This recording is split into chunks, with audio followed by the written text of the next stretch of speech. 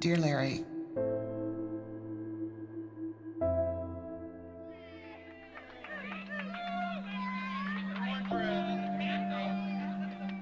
You know, he was a really sentimental person. He was the most handy person you could ever meet. he bonded with both the kids very differently, but at the same time, he bonded very equally.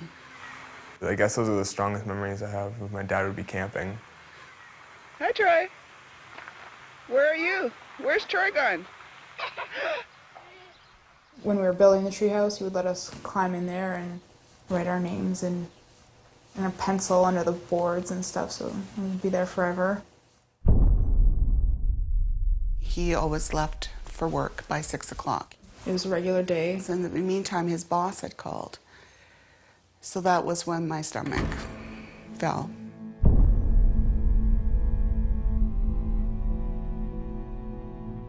He had taken one of his black powder antique pistols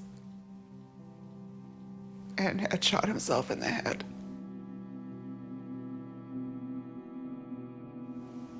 At the very beginning, she didn't think my brother and I could handle what he actually did. So she told us that he had a heart attack. It was pretty upsetting. When I found out later on that he had taken his own life, it was like finding out that he passed away for a second time. And it was one of the hardest things to ever have to tell a child.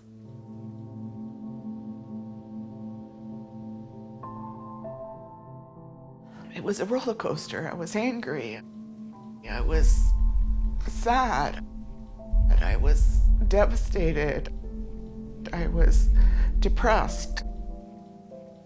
There's so many different feelings of emotions when you lose somebody. And under such a horrific condition. I knew I needed to grieve, but I was too angry. I was so angry. It took me a long time to grieve. I had to, remind them constantly, day in and day out, 8, 9, 10 hours a day, how wonderful their dad was. All the time thinking, how could he do that to them? How could he do it to me? He wasn't there for my high school graduation. He's not going to be there for my university graduation or my wedding. If I have kids, he's not going to be there for those.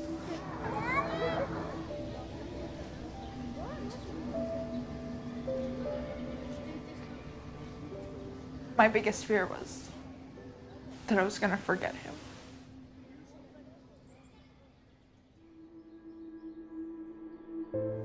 Woulda, shoulda, coulda. Those were words that became a huge part of my vocabulary. Regret that I didn't wake up and say goodbye to him that morning. Is there something I could have done that would have prevented it? I'll never know.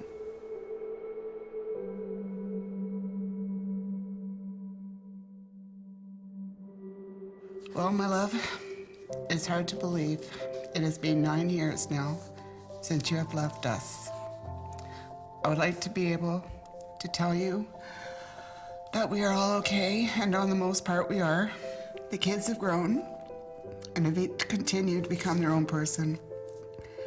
Troy is so much like what I remember you describing your youth. He possesses so many of your traits. Megan remains steadfast and has become a young lady who more or less knows what she wants from this world. I cannot help to think how different our lives would have been if you were still with us. I wish you were here to help us with the tough times, but more than that, I wish you were here to bear witness of what 2 wonderful children you have. I miss you, darling. And it gives me solace to know that you are at peace.